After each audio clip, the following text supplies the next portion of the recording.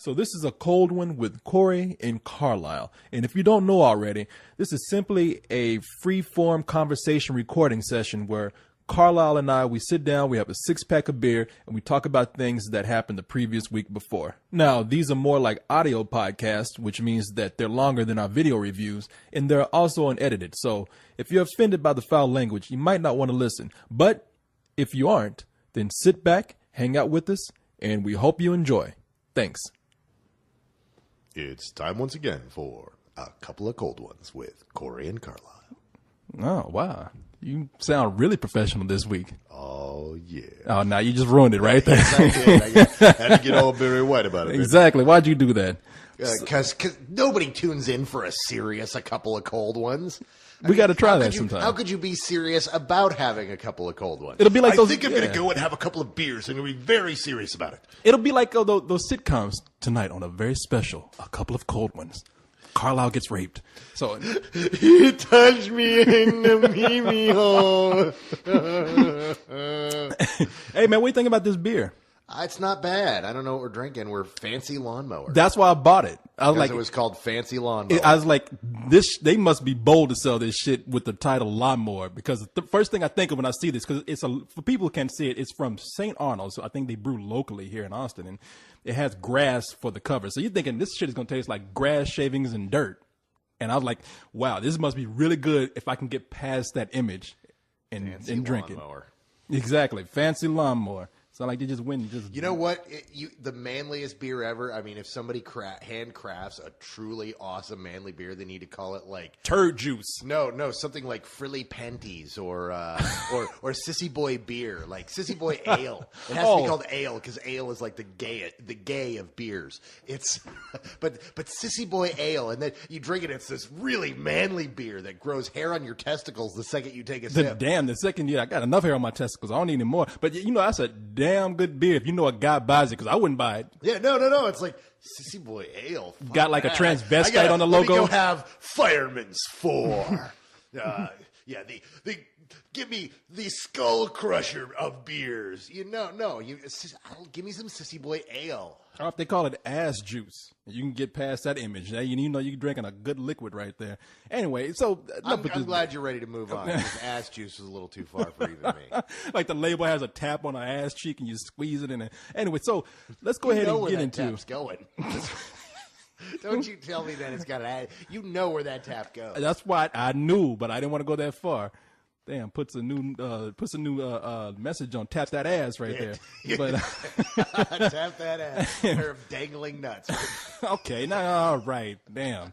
Let's go ahead and get into the top 5. Number 5. I'm not even talking about this for a long time. Kung Fu Panda, 193 million. Kung Fu Panda, still in top 5. Exactly. I talked about. I was right. Corey was wrong. Move on to number 4. Every week, what was I wrong about? Number 4. Every week Move I've on said. Number 4. Don't you stop me. Don't you? Every week I've said I don't know. It could be this and that. I've never come out and said I know for sure with God as my witness. That's because you haven't gone back to listen to the one where you said, I've always said that. Damn panda a month from now. I know. Goddamn, it's a panda. I'm still thinking. Right now, I'm thinking we still talking about this fucking panda. Yeah, and you know why? It's my favorite movie of the year so far. No, it's not. Yes, it is. No, it's not the best. Somebody asked me about this, and I wanted to address this. Somebody's like, wait, you said that Kung Fu Panda is your favorite movie, but you gave it a full price, and you gave WALL-E better than Sex. WALL-E is the best movie I have seen all year. But my favorite film, the one I'm going to buy on DVD the second it comes out, and the one I'm going to watch 1,006,000,006 times on DVD, is Kung Fu Panda. I love the hell out of this movie. I still don't understand what That's because you haven't seen it, and it's awesome. And once you do, you'll be, holy shit, for an entire month, me and Carlisle went back and forth, and had I seen it, we would have been, man, Kung Fu Panda still hanging in there. Awesome. I'm playing this cool because now when I go see it, it will probably be an empty theater with no crying kids or people talking to this panda in the theater. And I'm thinking, hey, I got the whole theater to myself. So Except that it's still in the number 5 spot. Man, Following up the number 4 spot, which is... Get Smart. Get Smart still in there. Yeah, almost Still about to get funny. 100 million. That movie's done well, man. A lot of people like that movie. Good movie. I like it quite a bit. I wasn't crazy about it, but good for that movie, man. I like Steve Carell, so I'm happy for him. Let's move on to number 3. Number 3. Actually, you know what? You didn't give me a number 4. I did. No, you said number 4. You didn't sing number 4. Well, that's right, because I didn't feel like singing. Well, sing it 4. now. I can't move on until you do that. See what you created? Go sing it. Number 4. Oh, you fucked it up anyway. Get smart. Number Okay. 3. Number 3 is Wanted. Wanted. You know what? I had a buddy come up to me in the game store today. I went down to Battleforge Games to kind of check out their building terrain down there. One of the guys walks up and goes, "Man, why don't you tell me Wanted was the dumbest movie of the summer?" I said, "Well, you didn't ask me." He's like, "Yes, I did. You said you had a lot of fun." Well, I did, but You should have. Yeah, you should have asked me. I would still tell you the it was dumbest stupid. fucking movie of Yeah, the no, it's summer. fucking stupid, man. A lot of people walking out and saying that. Now, first of all, a lot of people walking out. For example, somebody came onto my page and said, "Fuck you for trying to convince me that movie was stupid." I'm like, I didn't try to convince you. I thought it was stupid. If you liked it, you liked it. I don't give a fuck. I enjoyed it. It was fun, but yeah, it's really dividing people. People either hate the shit out of it or they like it. I'm running into very few people that are like, "Wow, Wanted is the greatest movie of the year. It's awesome." But Yeah, no, I everyone's get like, those people No, you know too. what? I had fun. Yeah, no, and I get those people say it was stupid. I mean, it's look, if you like a movie, I'm not there to tell you what to like. Like what you like. $90 million that movie has made so far, so it's officially a success. It will make $100 million probably before it's over with. Number 2. That brings us to number 2. Are you changing things up this week? What are you doing? Wally. No, you didn't sing number 2. You got I don't always. See, you the got thing all is Batman on my ass. You're getting Number really, 2. You're getting really weird on me here because No. you have gotten this weird notion that I actually sing every number. When regular listeners know that I occasionally will sing. I always sing number 5, and then I'll sing random numbers in between. I don't sing everyone all the way down. Now you creeping me out. I didn't know that there was this weird system for this. There's not a system. It's just totally random. It's whenever I feel like singing it, I fucking sing it. If I don't, I don't. And Well, then I felt all Clint Eastwoody about it. So You I need to decided to sing get all it. Clint Eastwood about the number 2 slot. I'm a creature of habit. You need to sing. You throw me off when you do that. when you like say switch it creature up. of habit, I think you want to sleep with nuns. So I don't know. Do they have vaginas? Then yes, I would sleep with a nun. So- and nuns, they like to spank. You know, they're real kinky. You see the way he wraps some kids' knuckles. Now imagine them using that on somebody's ass. I mean, nuns are nasty. I'm telling you, they can't hide from me. Children, do you hear that crackling sound? That's the sound of your Uncle Corey going to hell. Oh please, like nuns haven't done some of the most atrocious things themselves.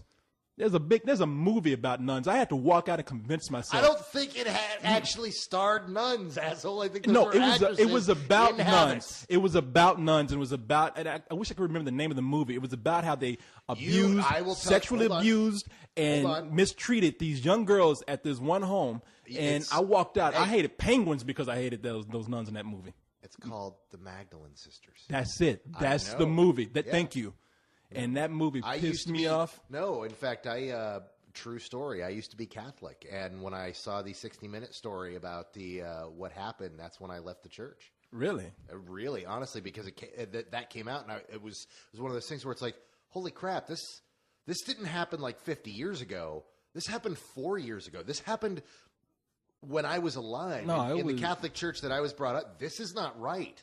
This cannot be. And No, that's it why- was terrible, and it just made me think that wow, those nuns really need to get laid. So I was thinking, So wow, you're like, dun, dun, dun, here comes Corey to save the day. Don't damn worry, right. ladies, I have enough semen for all of you. put that young girl down. How old were you when you left the church? Were you like 11, 12? You got out of there before when you became I before guess the honestly, Catholic priest could touch you? You got know out what? of there. I don't want to give up my age, but I was not. I was an adult. I was Okay, an adult. okay, you weren't a little boy then. All right, I was about to say you got out of there just in time. No, I was an altar boy back when I was a little boy. Oh shit! Yeah, I was hardcore, man. So you were a prime target then That's for right. Catholic priests. Oh, you lucky guy, you. So let's go ahead and move to number 2, Wally. Why? I'll sing it in my own way. Number 2, but put some soul in there. You see, Wally. What? I thought soul meant that it was good. Not in my world. That's right. Number 2, WALL-E, 128 million after 2 weeks. WALL-E's kicking ass, boy. WALL-E Pandas and robots. WALL-E, pandas and robots, baby. Pandas, robots, and superheroes. And That's what this is all superheroes. about. That brings us to number 1. Number 1. You fall asleep with it. No. It's like Perry Como over here. Oh, tiny bubbles in the number 1. And like, Number everyone's like, one. who the fuck is Perry Como? I know it. Perry Homo. Who is that? Who that? Didn't he die? 107 million, man, because it opened up early. It opened opened up on Wednesday. Night. No, it opened up on a Tuesday night. I had a talk with some people who said, was it a midnight Tuesday? No. That's the thing. Some guy told me he went to a Tuesday night screening and he was wondering, why wasn't it that full? And I said, because nobody knew there was a fucking Tuesday night screening. That's why. But apparently, they opened up early enough for this movie to garner $107 million. Smith takes it again. 4th of July, boy. I'm telling you. I wished everybody a happy Will Smith Day. Man, everybody was wishing me Happy Will Smith Day. We will change 4th of July to Happy Will Smith Day. What do you mean we will change it? We damn done changed it to Will Smith Day. Shit, Will Smith changed it. Yeah, and and it's God bless Will Smith Day, because it is the day that we all go and we have barbecue, we get drunk, and we blow shit up just like Will Smith. Exactly. So, you know what? What a great holiday it was. Summertime. Happy Will Smith. Summertime. Summertime. Now, I will say this. Kick back and relax. I would say this, man. This is the only movie I'm going to do this with because I was being very nice on the film. And I can say it now that it's a success.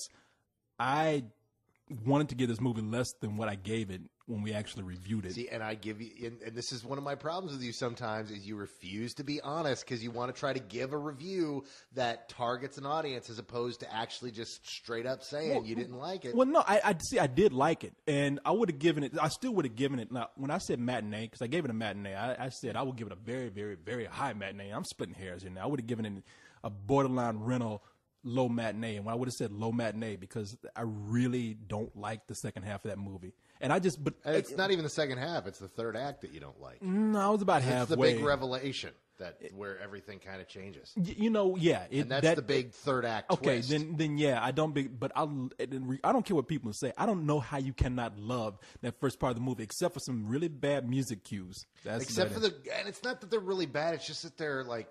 What were you thinking? One was really bad. That Sanford and Son thing. I mean, it was just nonsensical. It's not that it was bad; it just didn't make any sense. It was bad to me. You shove a guy's head up somebody's ass, and then they play Sanford and Son. Because I'm sitting there confused. I'm like thinking, I'm like, okay, that's dirty. Yeah, exactly. Yeah. And now I'm thinking, I'm sitting up there watching this. I'm confused. I'm drawing out the movie because I'm thinking, okay, that's nasty. Putting a guy's head up somebody's ass. Nasty equals junk. Fred Sanford was a junk man. I guess that's the connection here. And I don't know. Either that or he just really, like the director really wanted to use Sanford and Son in there somewhere. Or Will Smith's like, man, we got to get the Sanford and Son theme in here somewhere. I don't know where we could put that. Well, what about the scene where we shove the guy's head up his ass? That's crazy. That would be excellent. Exactly. Sanford and Son makes me laugh. Everybody else will laugh. That music cue, there's a couple others, in fact, because I was noticing it. See, the thing is, I gave this a full price. I still stick by the full price. I love the film. I've seen it twice already.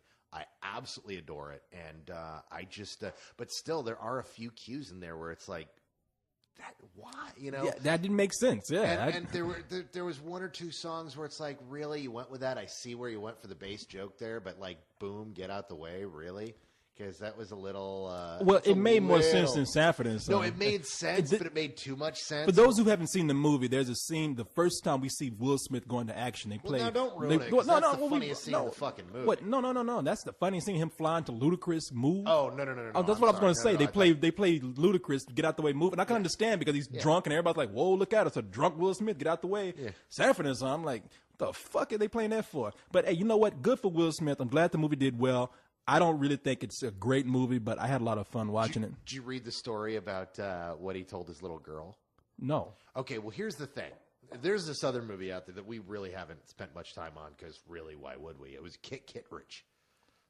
Oh, actually, I reviewed that early because I thought it was coming out earlier, and I'll put up that audio review. It came out earlier. It did. It was in Austin. It limited came out release. early. Yeah, it was in limited release, okay. and then it just went wide this weekend. I and got the thing you. is one of the stars of the movie is Abigail Breslin, right? Yeah, of course, yeah. The other star is Willow Smith, Will Smith's daughter. Okay, I did not know that was Will Smith's That was daughter. Will Smith's that daughter. was little And Willow Smith. Apparently, he said it very publicly, was, you know, I love you, honey, but I gots to stomp you on 4th of July. And it was just so Will Smith that it was beautiful. I was like, that's awesome. But 70, you know, I love you, baby, but I gots to stomp you. Exactly. Your movie ain't shit. Your movie ain't Kit Ridge, get out the way for Hancock, bitch. In fact, he shoved her head up somebody's ass Hell no! and played Sanford and Son. There you go. That's in my movie. What you think about that? So That would have actually made that movie watchable. you know what? Kittredge, for no real promotion, actually did all right. It came in within the top 10. I think it came in at number 8. Yeah, number 8. Only made $6 million. But had you heard anything about that movie at all? No. So But it is also the only rated G movie out there, I think. Wally's PG, isn't it? no, Wally is G also. Did it manage G? Wow, that's pretty cool. Yes, they did. So yeah, a lot of good stuff out there for kids if you look for it. But whatever. So let's go ahead and move on to. Oh, I want to tell you, I went to. In case you're wondering where I'm coming from, because I told you I was out of town. I'm coming from Monterrey, Mexico, and looking around in some of the party parts of town, and I'm looking at the walls, and they got movies coming out there that were just here, and it's just crazy looking at the names of those in Spanish, like Speed Racers, Meteoro. Just Meteoro. I'm thinking of a spaceman when I see that. They have Get Smart coming out there, which is Super Agente. I think is Ciente 86 or something, whatever. It's Super like Agent 86. It's Super Agent 86, yeah. So they don't even call them. It's funny because it's funny you bring this up because I've actually spent the last few weeks, as we've talked about many times before. I just recently bought a house, and I'm geeking up my house. So I'm buying all these really awesome posters to geek God up damn my it! house. I'm sorry. I just spilled fucking beer on myself. That's because you used a bottle opener to open up a twist off. Man, you bitch. fuckhead! I gave you. Fuckhead. Do you remember that time I gave you that beer and I said it's a twist off, and you were like, "Oh, that's too hard to twist off. I need a bottle opener." Hey, you know what? There are some that are just a little rough. These have been cake. I opened my first one like that. I'm so used to using this bottle opener every week that I used it. It's all good. Don't act It's all like good. God is mad It's at all me good. for using a bottle opener. So Okay, I'm sorry. anyhow, Please go ahead. And I'm going to give a shout out here. Oh, you gonna give a shout out? Sure, but not to. Now, hold on. I'm not okay. Hear me up. Okay. There is, for those of you who love movie posters, there is this great seller on eBay called Phantomas 38,000. Damn, is he a robot or something? FANTOMAS 38,000. No, Phantomas is the name of an old movie, and it's also the name of a band, oddly enough. Seriously, I'm not kidding. I'll believe you. I do. Yeah, but he's a guy or a shop out of Madrid, Spain, that sells Spanish and Italian movie posters. And now, so the thing is I've been tracking down. Now, all over the world, they release different posters than they necessarily release in the States. So you get really cool posters that of your favorite movies that are completely different than the posters that all your buddies have.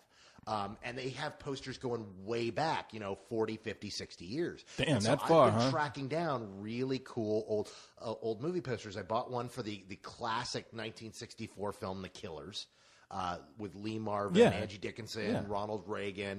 That's the one Ronald Reagan was really known for. Too. Yeah, where Ronald Reagan was the bad guy. And it's a great movie. Yeah. If you've never seen The Killers. Except for his role as president, where he was the bad guy too. But what I'm talking about, that's like his best movie. Like if you want to find that really great movie that Ronald Reagan was in when he was an actor, it's also the problem with that film is that it's dated in the fact that Ronald Reagan's the bad guy in the movie, and he's like smacking around Angie Dickinson. You're just sitting there going, President Reagan is smacking around Angie Exactly. Dickinson. But so I bought a great killer poster of that with Lee Marvin pointing a gun out at the wall. Oh, it's so cool.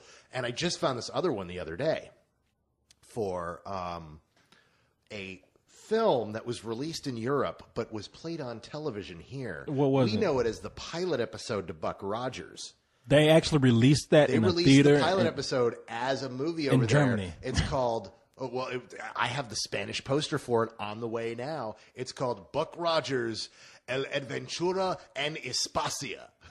And oh my God, is it cool? I mean, it's got Henry Silva on the front, and it's just this badass. You don't need that, all right? Now, what are you ordering that for? Because it's so awesome. It is deep fried, damn awesome, it, man. covered in sugar and honey, covered in rolled shit around in the pussy of Kate Bosworth. It is that fucking awesome. That's how awesome. Buck Rogers is bad enough in English. You gonna order that shit in Spanish too? Oh my God, it was so fucking cool. Oh my God. Hey, there were two of them, and one of my friends saw it, and she was like, "Oh my God, I have to have that. Will you order that and split the shipping with me?" Now, here's the thing. I'm giving you the shout out to this. It's called Phantomos 38,000. It's on eBay. They have a huge store, like thousands of freaking posters. You can just sit there and sift through them and look at all the cool stuff. I found some really awesome things on there.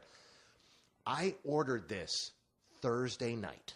And it came Friday morning. No. From Barcelona. I ordered this Thursday night. FedEx tells me it's going to be at my house by noon tomorrow. Oh, nice. From Barcelona, Spain. I can't get stuff in the United States shipped that fast. Cost me $16 to get 2 posters sent from Barcelona. Bam.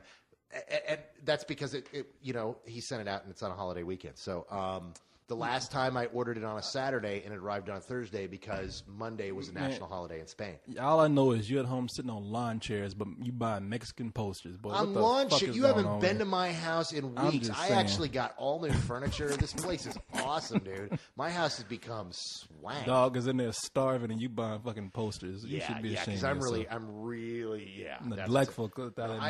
No, but I found some really awesome posters. If you guys are into cool posters, because that's one of the weird things is like, when you put a poster up of a movie in your living room or something, it's like, oh, hey, they've got a movie poster up. When you have like a really cool old print and you've got it in another language, all of a sudden people think, oh, that's art. No, people think, what the fuck does that say?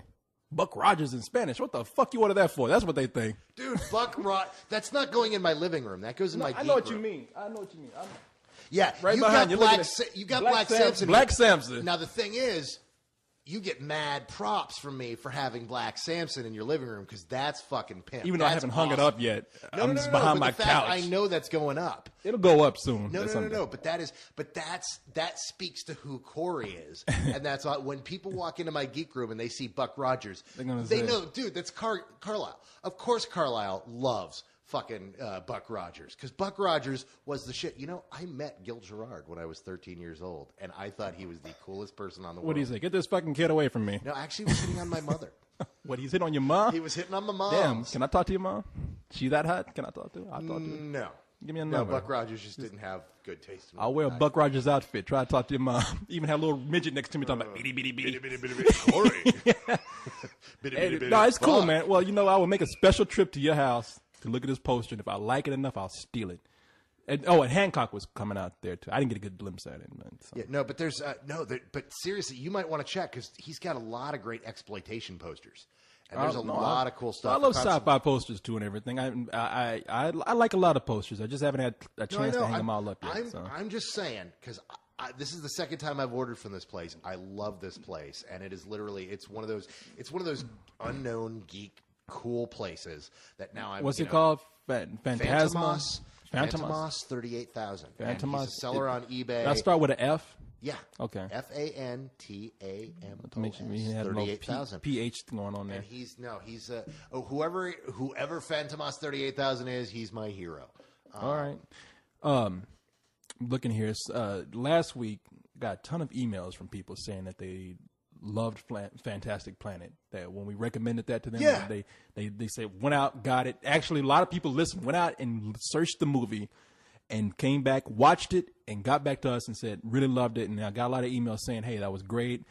Is there any other weird underground animation that you can recommend?" I don't really have anything that's too underground like that movie is. I recommended it to a few people. Look up Ralph Bakshi. Because I know a lot of younger people won't know that. Yeah, no, Bakshi. Yeah, you know what? Let's talk about Bakshi for a little bit because Bakshi's interesting. No, I just told him look up Ralph RALPH Bakshi Bakshi BAKSHI. Guy was credited for making the first X-rated cartoon, which is Fritz the Cat. Made a sequel, not the Nine Lives of Fritz the Cat. Did a lot of experimentation with rotoscope films, which were Fire and Ice, American Pop. He did Lord. He did Lord of the Rings. Is actually it's not that terrible, man. It's not. I don't even know why I'm saying terrible. It's not that bad. It's actually very faithful. No, to the book. It was very good until you've seen the new movies. Once you've seen the new movies, and go back and watch it. But considering that this was made, I think early '80s, you're missing some of his good. You well, forgot. no, I'm just mentioning some. I've seen all of his movies. I know. Wizards. Yeah. Coonskin, which is very controversial. Yeah. Which was. You can either find Coonskin under Coonskin, which is a controversial title because it deals with race, and Coonskin is, of course, a southern derogative name for black people. But then he did. It's also titled under Street Fight. Street Fight is where I first saw it, and it's edited down a little bit, so don't get that one. If you find Coonskin, get that. Now here's the thing about Bakshi though. Bakshi is great. You want to call it underground, but only it's underground only because he never caught on. What he was doing. He was very ahead of his time, and he was making very adult, very mature films with animation. These films are not happy. They are not upbeat. They are not the type of thing that you will sit down and watch and go, wow, that was awesome. It's the type of stuff that you watch and you go, in fact, if you're a kid, I mean, a lot of you are asking me this. I mean, if you're 18 and older, I've had a few people who are in their 20s, almost 30s, asking me about this, and I'm like, I'm surprised you haven't heard of Ralph Bakshi, but go off and watch Ralph Bakshi. But if you're younger, you're not going to really probably comprehend the social commentary, especially since it's not up to date now. And it's also not geared for the young. He was trying to prove 20, 30 years ago that you could make adult animation work, and he proved that you couldn't. Everybody kept pointing to him and saying, see, here's this genius making this stuff. Nobody wants to see it. So he's somebody who, God, if only he had come up now. In fact, you might recognize one of his contemporary films, Cool World, which is not a very good movie at all. No, well, that was his last major film, and that's why he left. Yeah, and he has a funniest story. I actually got to talk to Ralph Bakshi. I mean, the guy's one of my heroes, and I was almost in tears talking to him. Now, for those of you out there that don't realize, in the animation world, this guy's a fucking legend. He is the Stan Lee of animated films. He's that guy that everybody in the animation world wishes they could be. Well, even though he never attained true commercial success, he's the guy that inspired generations. Well, there's two things that were going on with him, and I would tell him to his face. I mean, because he's so confident in his movies. He thinks that Coonskin is what started rap, and I would tell him to his face, "You're fucking wrong." But it's kind of like Dolomite started rap. Yeah, no, you didn't. Shut up, Rudy Ray Moore. Exactly. Everybody thinks they started rap because you actually made something rhyme. That you got to spill one, what? Don't you? That was full. Okay, it's not. No, I'm just every week. Emily Dickinson started rap. Dr. Seuss started rap, but the Cat in the Hat. Sam I am. Yeah, exactly. Green eggs and ham, motherfucker. Sam I am. But do you like green eggs and ham? No, but I do not like green eggs and ham. Don't ever do that again. Don't ever do that. Don't do that.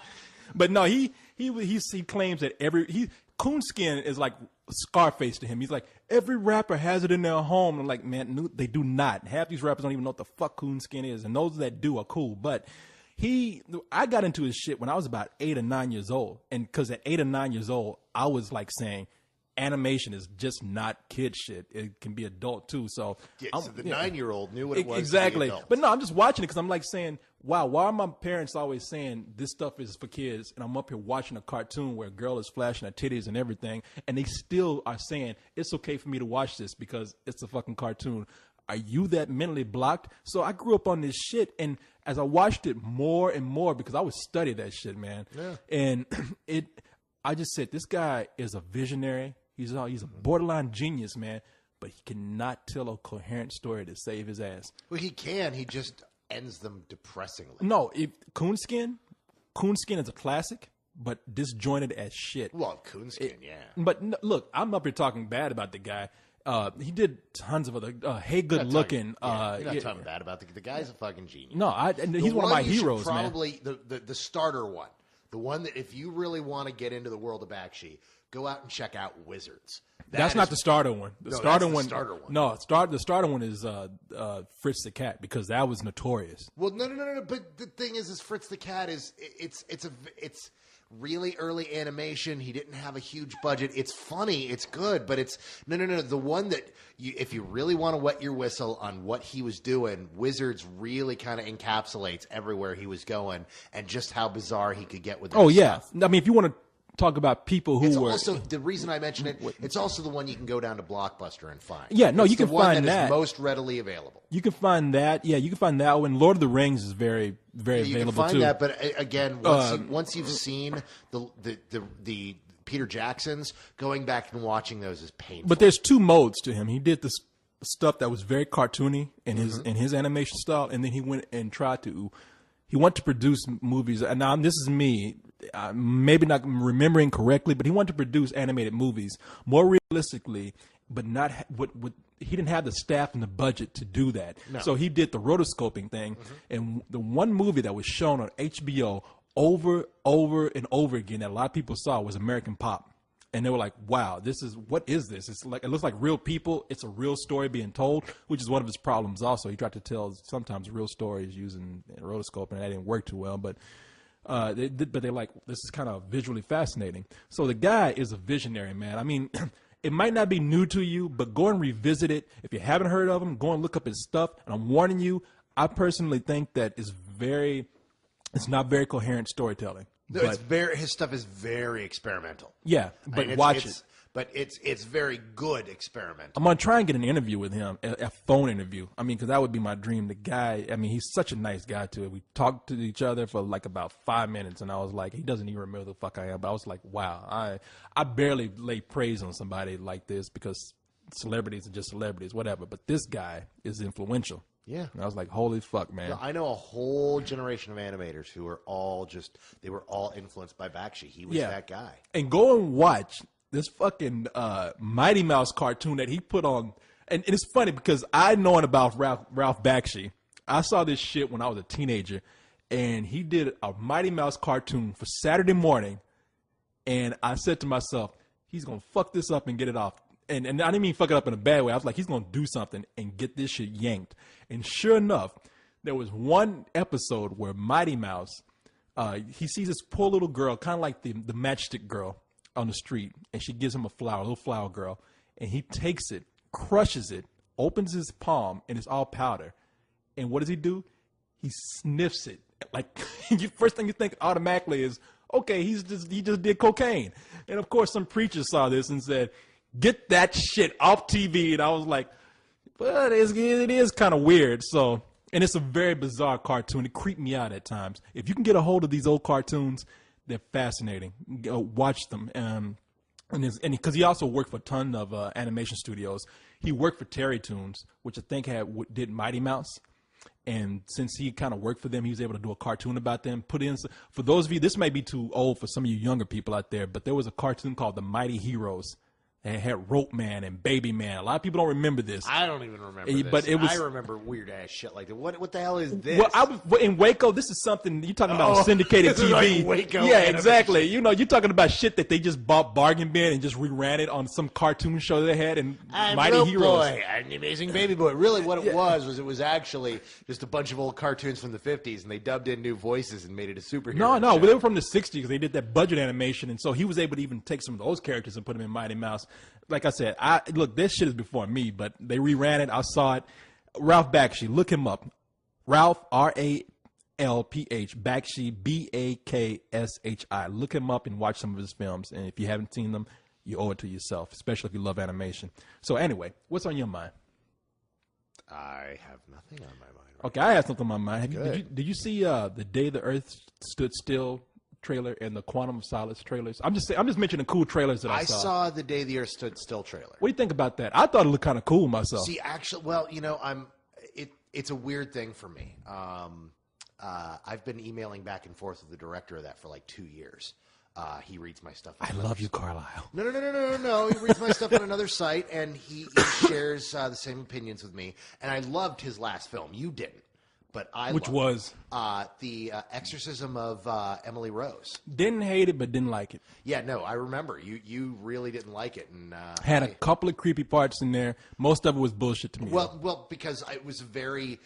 it was a movie that was sold as a horror film, and then it turned out to be a legal existential drama. And I dug that because it's like, wow, it's a legal existential drama. That's incredible. And you're like, this is some old bullshit. I was promised fucking ghosts and shit blowing up, and I want my fucking spirits. I don't want some fucking 24-year-old hottie. Granted, she's hot, but I don't want some 24-year-old hottie like bending over. It's like, ooh, that's the extent of her crazy. Okay, you exaggerate, and I probably did do that for comic effect. I probably did do that because in the trailers they had the devil talking like Emily Rose, the scariest movie you've seen in forever, and I was like, okay. Now when I watched the movie, I said that really is bad marketing because not only did they introduce this courtroom aspect of it. Now, if you like me, all that courtroom shit, unless you do it well, it becomes very boring, and too many people have done it that way. And in this movie, yes, it was boring, and I was like, wow, for a movie that you promised some scares to, some fascination about exorcisms themselves, I get a courtroom drama that's mediocre. Oh, go to hell. And see, I disagree. I loved the hell out of that film. I thought it was really cool. And this is why I bring this up. Because I think this might be another one of those films. The Day the Earth Stood Still is one of those. I mean, it's a classic. The movie, the 1950s movie. Where it's also, I will argue, a classic that nobody fucking watches anymore. Yeah. It's one of those you watch when you're a kid and you hold as a classic. Well, it has an icon. With Gore, whatever, the robot, coming out zapping with his eyes. That's an icon for that movie, and people know that icon more than they know the movie. And in that same Baratu, yeah, exactly. And that's one of the most famous lines in science fiction. But you have to be like a real nerd to know that. You know what I'm saying? So it's or an Evil Dead fan. Is that what they say? In fact, here's one of those beautiful moments in which I was at this screening for Evil Dead 2. And the whole big reason it was a big screening, it was at the Alamo Drafthouse, and it was, Bruce Campbell presents Evil Dead 2. So Bruce Campbell's there. He showed a short film that he made that was really, really good, called Finalysis. If you can ever find this thing, check it out. It's a half-an-hour film Bruce Campbell made about what it's like to be famous and deal with fanboys. And it's him, it's celebrities, and he interviews several other celebrity friends of his. It's celebrities looking through their eyes at the fans. And and it taught me so much about fanboyism. You're like, Jesus, I'm an asshole. Fantastic. It's no. It's like you see the really weird fans. And it taught me a lot of you learn a lot of the things not to do around famous people. It's very, very cool documentary. But he showed that, and some asshole in the audience, because he's doing a question and answer, and people are asking really good questions and asking about all this stuff. And then somebody asks a stupid question. Somebody raised their hand and goes, "Do you know where the term Klaatu Verata Nikto comes from?" And he's like, "Are you kidding me? That's your question?" And he was all Bruce Campbell about it. He's like, shut the fuck up. It came from The Day the Earth Stood Still. Everybody knows that. Yeah, it's like what was the first video played on MTV? Everyone knows the answer to that question. Beat It. No, I'm kidding. It was the Video Killed the Radio Star. Right? Yeah, by the bottom. Everybody fucking knows the answer to that trivia question. It's like I know what the first. Who cares? Everyone knows it. You ain't impressing nobody. Is what you're saying. It's one of those things that it was. But The Day the Earth Stood Still, the trailer to me actually looks kind of cool. You know what? I love this whole. It just has a very solemn, almost depressing approach to it in that trailer, and I like that. They're also keeping a lot of the stuff hidden, and what I've been told by Scott is that. Look at you on first name basis with him. Well, I've been told about. Well, not a full first name. Scotty basis. Is what I call him. We email back. Yeah, my boy. No, Scott Derrickson, and what he's been telling me is that he hasn't given me any good details on it, and I haven't pressed him for it. But he said that all the fan stuff, the stuff that the fans are looking for, is there. But he's trying to keep it real quiet right now because he doesn't want to blow, the thing, 3 months, 6 months out. So, but he's showing something at Comic-Con. I'll look out for it because I'm very curious to see what happens. The one thing I'm worried about is the weekend it's being released. And what is it going up against? Well, no, it's not. It's not that it's going up against. It's going out in a classic dump weekend where movies will get dumped because it's like I think it gets released December 12th. If they push it as a special effects movie, though, it'll get people in. No. But what I'm talking about is it's already got its planned date, and the date is always just that day where they typically release movies that are getting dumped. That's kind of changing right now, though. I mean, I remember when April and March used to be seen as dump days, and then some movies do well in those months. So I hope beyond hope that this is actually a really cool film. Mm-hmm. And I want it to be good. I'm still apprehensive because, you are remaking a classic. And I don't care if I liked your last movie or not. Anytime you remake a classic, I'm going to be anxious about it. Doesn't mean that, who knows? Could you imagine what it would be like to be a geek in 1982 and think, oh, my God, how could anybody remake Howard Hawks' The Thing? Oh, what kind of asshole would they're remaking everything now, and now they're remaking The Thing from Another World? That was one of the great classics of my childhood. Yeah. And then it turns out to be that. Could it be there? Who knows? Well, let me tell you something about remakes. I don't have a problem with remakes. I have a problem with them remaking every fucking thing out there. That's my problem. You don't have an idea? Just remake it. They remake movies that need to be remade. The Day the Earth Stood Still, not a lot of people have seen that movie. I don't care how much of a classic it is. These days, not a lot of people have seen it.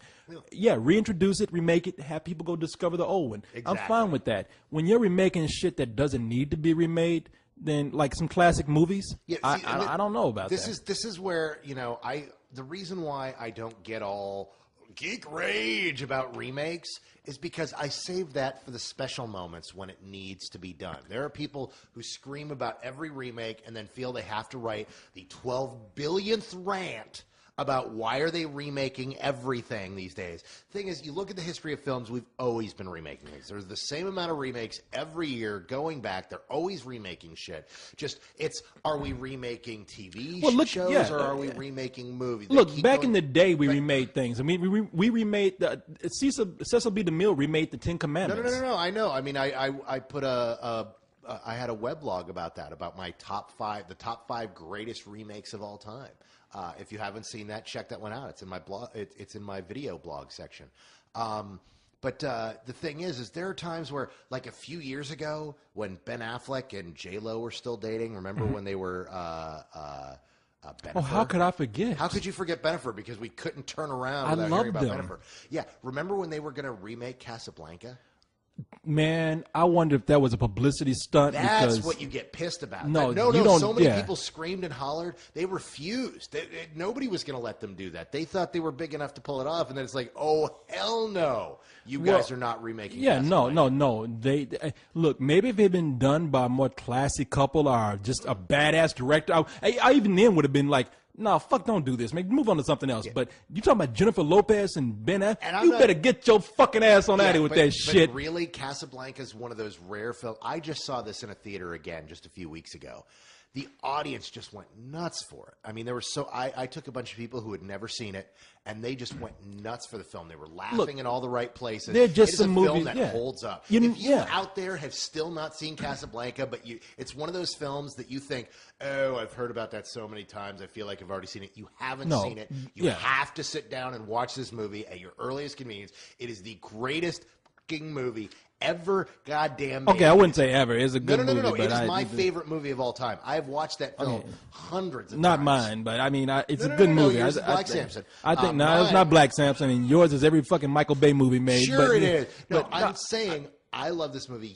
If you still haven't seen it, you must watch it. No, I got you. I'm just saying that there's some movies that you're just never going to top, ever. Right. Like they remade Psycho.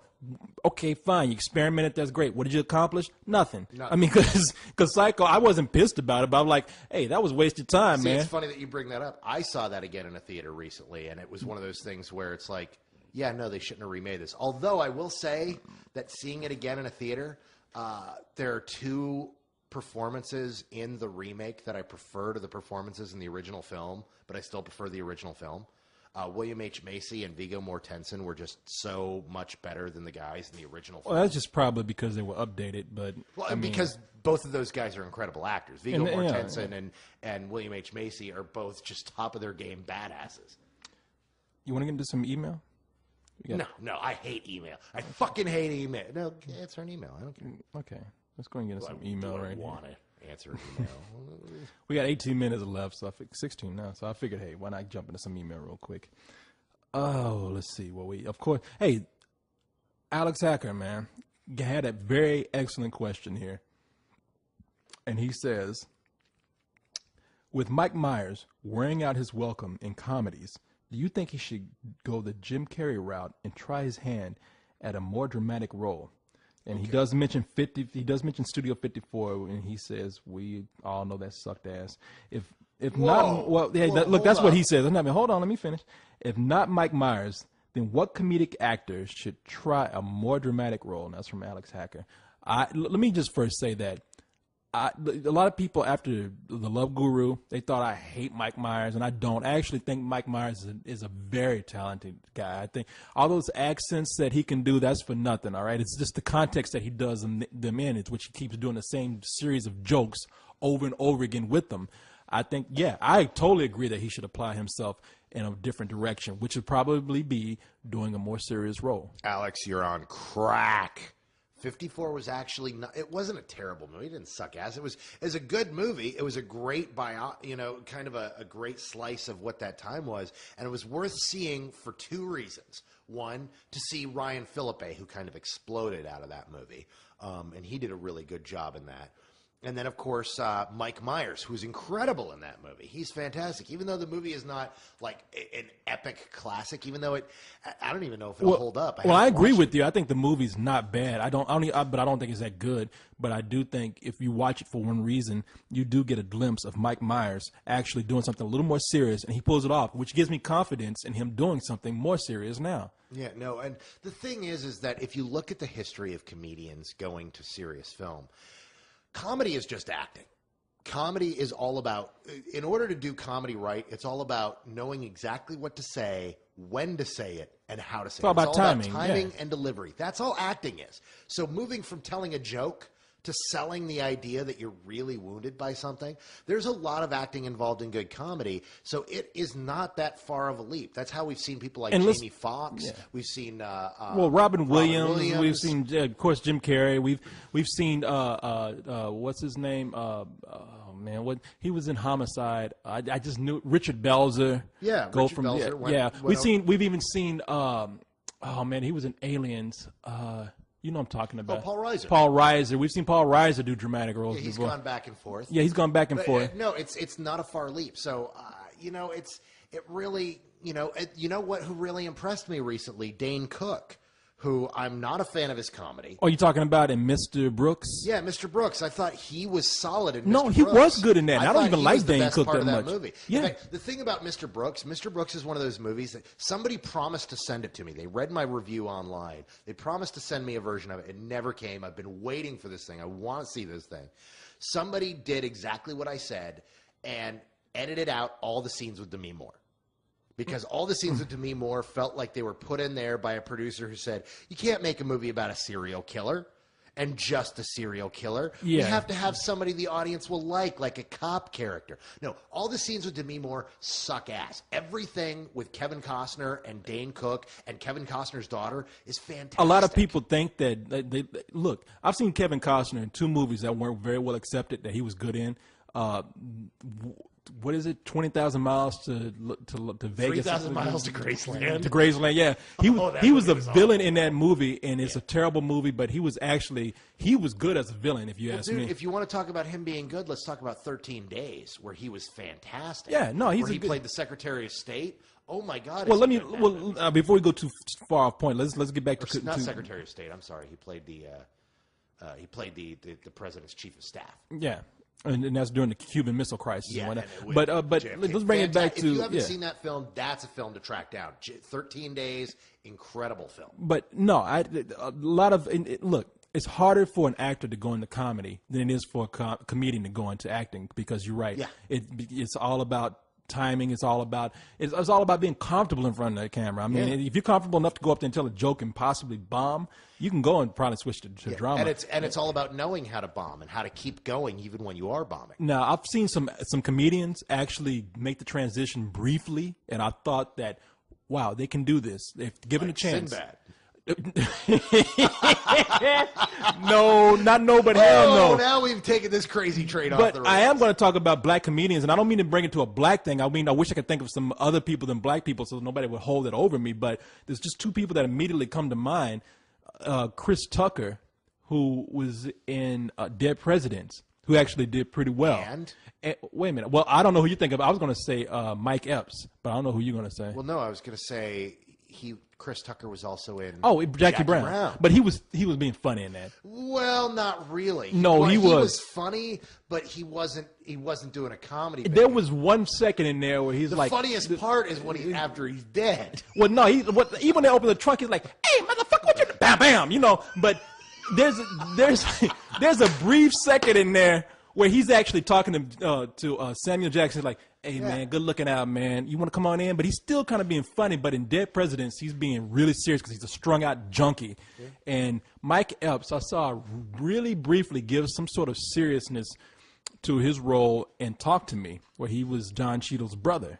Don Cheadle played the guy Cheadle, whatever. Don.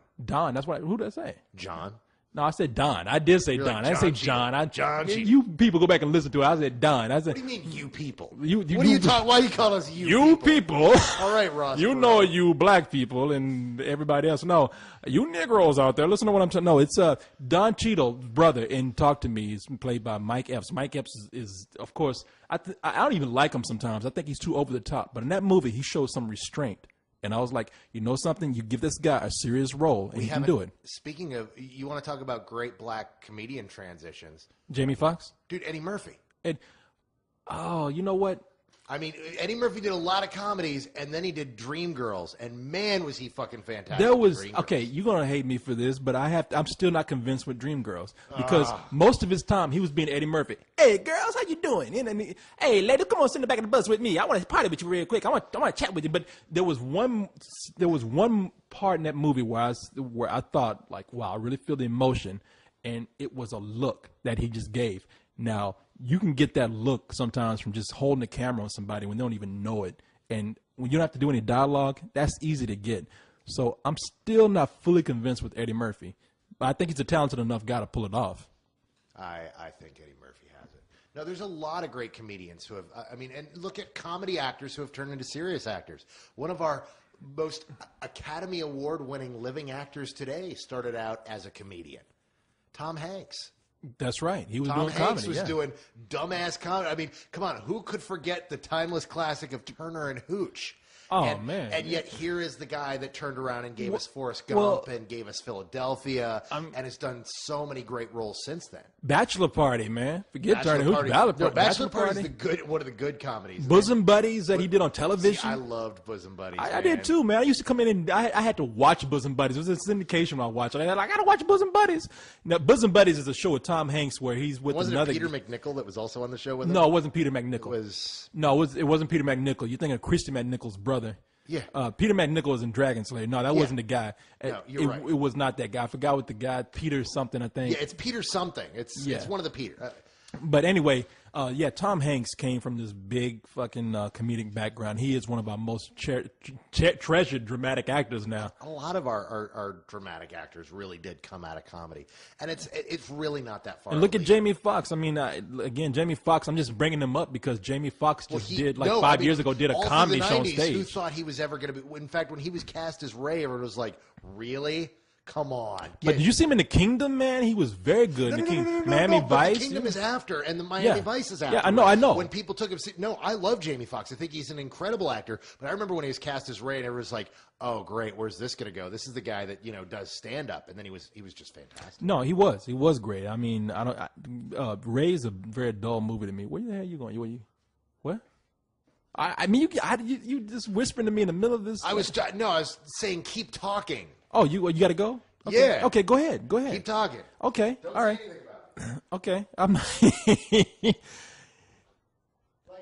I didn't say anything. He's going to take a shit right now, so I'm going to go ahead and talk to you real quick. I guess this beer is... Okay.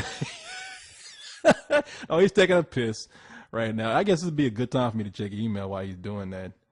But, hey, look. I'm going to go ahead and read this other email while he's gone. Somebody help me. He wants to kill me. I don't want to do this every week, but he's making me do this. I'm under his control. He's evil.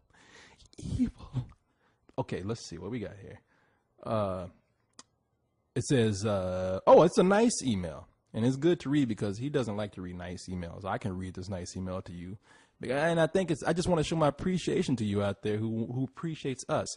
This comes from Jose. And Jose says, I'd like to thank you for what you ask. Well, it's been about a year since I discovered your review in the website. Or your reviews in the website. I randomly came across it when I was on YouTube and I was looking for Transformers and Ghost Rider. He mentioned some other stuff about those reviews that made him laugh, and that's what got him hooked. So let's go ahead and move on from here. I'm just reading a very nice email, which I know you hate, but I every now and then just like to read nice emails at people. Every once in a while, I like to fluff your ego. What exactly. you kids don't realize is that we here at a couple of cold ones, we started a couple of cold ones about a half an hour early today and had a conversation and killed our first beer and a half in there. Oh, that's right. We did. We did. And so my bladder was saying, I'm a couple of cold ones heavy, and it's time to take a break. So anything that your Uncle Corey said about me in between there, please ignore I was joking. I could tell. I said you were trying to kill me and I was under your control, and I don't want to do this every week, but you make me. I said it's just like the time you said I put my hand on your knee. I know. You know what? Wish fulfillment. I understand. You know what? If I sat across from someone as sexy as me every week, I too would have problems keeping that under wraps. That's what I was thinking. I was like, how are you controlling yourself right now? How come you don't put your hand on my knee?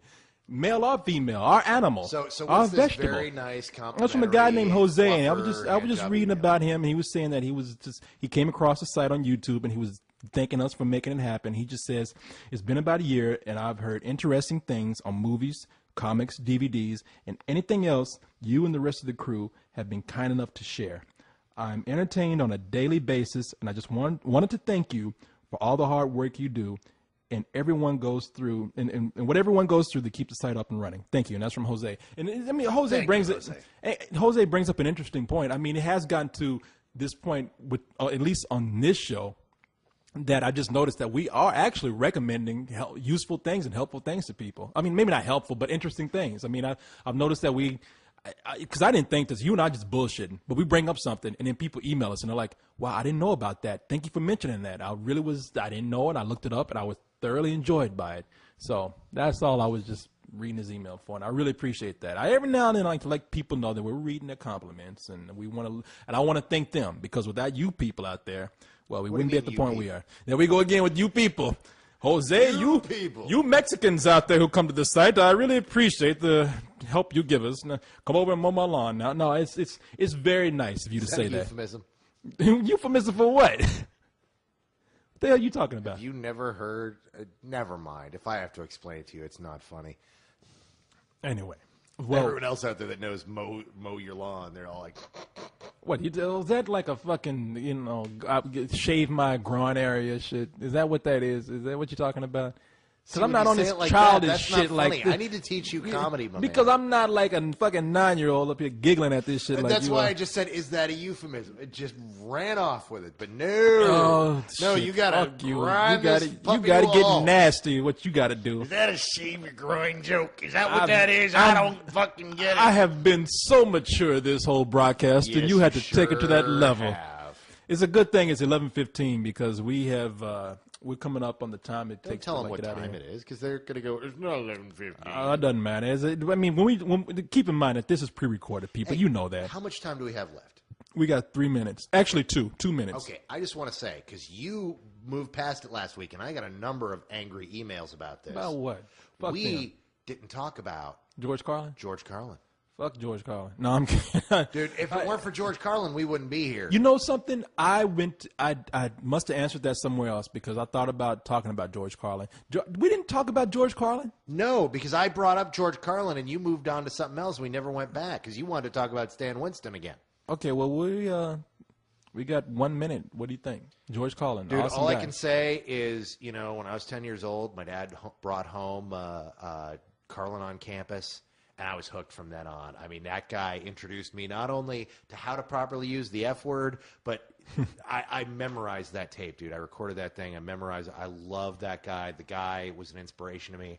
I wouldn't be here if it weren't for that guy in what I'm doing now. The guy is just he created an entire new generation of comics and people who try to be funny. Yeah, no. bless him. Look. A lot of people had asked me, how come you didn't make a webcam about Carlin? And I was like, well, I didn't really know Carlin all that well, to be honest with you. I really didn't, but I'm familiar with him. I have no disrespect for him. I think he's a very talented guy. I've seen several of his works outside of comedy, and including Shining Time Station, where he played Mr. Conductor. So I think that, no, look, much respect for him. I'm just not going to try and play this whole role of I knew more about him than I didn't. So. No, and just for Carlin, ratchet, batshit, dirty old twat, 69 assholes, tied in or not, hooray, lizard shit, fuck. I'm going to take it that was a Carlin thing. That was a Carlin thing. Okay, well, God bless him. There you go. There you go. There you go. There we go. All right. Carlin. Well, that's our show for this week, folks. Thanks for listening and for giving us an entire hour of wasted time. It wasn't wasted. We got to drink beer. Once again, this has been A Couple of Cold Ones with Corey and Carlisle. Corey and Carlisle. Good night, y'all. Good night, everybody.